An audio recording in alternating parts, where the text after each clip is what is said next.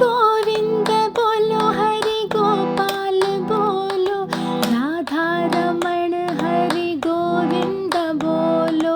गोविंद बोलो हरि गोपाल बोलो, राधा रमण हरि गोविंद बोलो।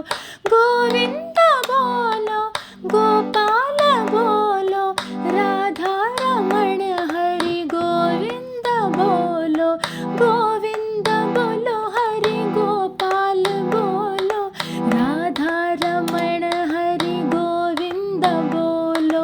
गोविंद बोलो गोपाल बोलो, सारे ये बोलो, मिलके ये बोलो, अरे सारे ये बोलो।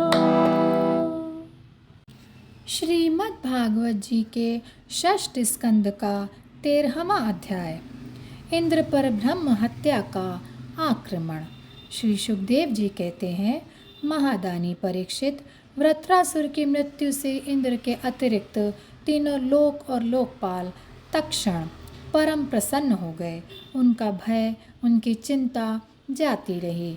युद्ध समाप्त होने पर देवता, ऋषि, पितर, भूत, दैत्य और देवताओं के अनुचर गंधर्व आदि इंद्र से बिना पूछे ही अपने अपने लोक को लौट गए। इसके पश्चात ब्रह्मा, शंकर और इंद्र आदि भी चले गए। राजा परीक्षित ने पूछा, भगवान, मैं देवराज इंद्र की अप्रसन्नता का कारण सुनना चाहता हूँ। जब वृत्रासुर के वध से सभी देवता सुखी हुए, तब इंद्र को दुख होने का क्या कारण था? श्री सुखदेव जी ने कहा, परीक्षित, जब वृत्रासुर के पराक्रम से सभी देवता और ऋषि महर्षि अत्यंत भयभीत हो गए, तब उन लोगों ने उसके वध के लिए इंद्र से प्रार्थना की, परंतु वे ब्रह्म हत्या के भय से उसे मारना नहीं चाहते थे। देवराज इंद्र ने उन लोगों से कहा, देवताओं और ऋषियों, मुझे विश्वरूप के वध से जो ब्रह्म हत्या लगी थी, उसे तो स्त्री, पृथ्वी, जल और वृक्षों ने कृपा करके बांट लिया। अब यदि मैं वृत्र का वध करूं, तो उसकी हत्या से मेरा छुटकारा कैसे होगा?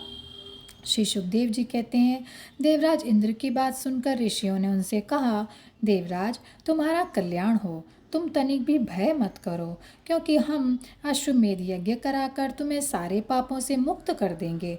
अश्वमेध यज्ञ के द्वारा सबके अंतर्यामी सर्वशक्तिमान परमात्मा नारायण देव की आराधना करके तुम संपूर्ण जगत का वध करने के पाप से भी मुक्त हो सकोगे। फिर वृत्रासुर के तो वध की बात ही क्या है। देवराज, भगवान के नाम कीर्तन मात्र से ही ब्राह्मण, पिता, गौ माता, आचार्य आदि की हत्या करने वाले महापापी, कुत्ते का मांस खाने वाले चांडाल और कसाई भी शुद्ध हो जाते हैं। हम लोग अश्वमेध नामक महायज्ञ का अनुष्ठान करेंगे।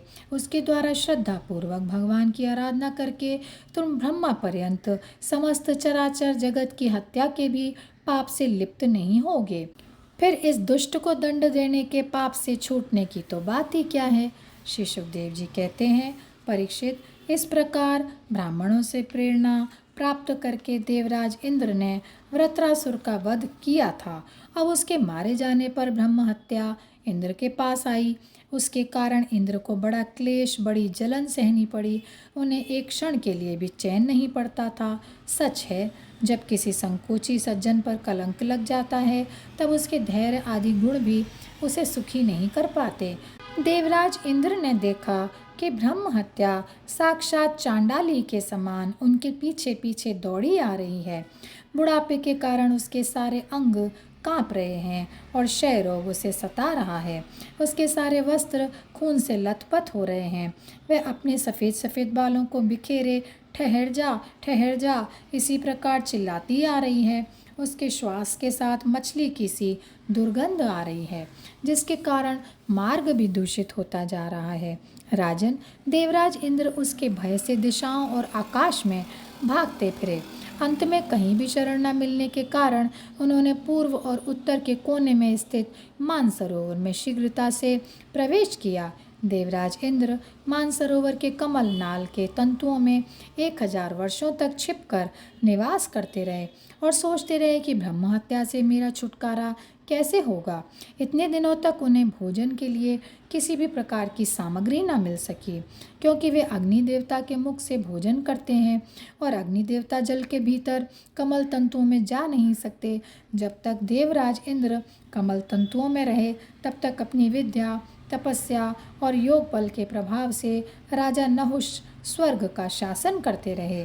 परंतु जब उन्होंने संपत्ति और ऐश्वर्य के मद से अंधे होकर इंद्रपत्नी शची के साथ अनाचार करना चाहा, तब शची ने उनसे ऋषियों का अपराध करवाकर उन्हें शाप दिला दिया, जिससे वे सांप हो गए।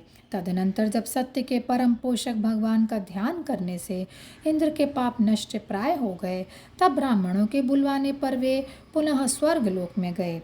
कमल वन विहारिणी विष्णु पत्नी श्री लक्ष्मी जी इंद्र की रक्षा कर रही थीं और पूर्वोत्तर दिशा के अधिपति रुद्र ने पाप को पहले ही निस्तेज कर दिया था, जिससे वह इंद्र पर आक्रमण नहीं कर सका।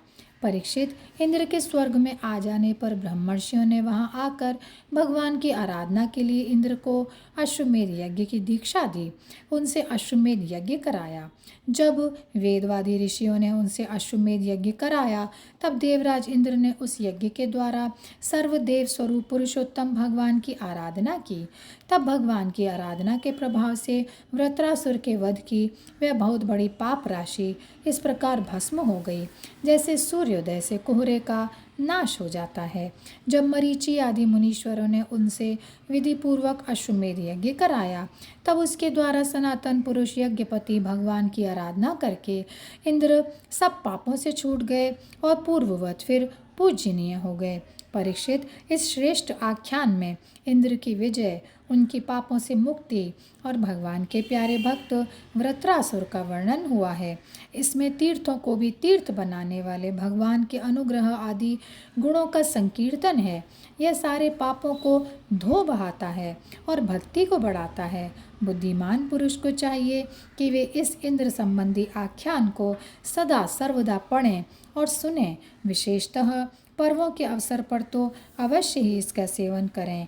यह धन और यश को बढ़ाता है, सारे पापों से छुड़ाता है, शत्रु पर विजय प्राप्त करता है तथा आयु और मंगल की अभिवृद्धि करता है। और यहीं पर यह अध्याय समाप्त होता है। जय श्री कृष्णा, जय श्री कृष्णा, जय श्री कृष्णा।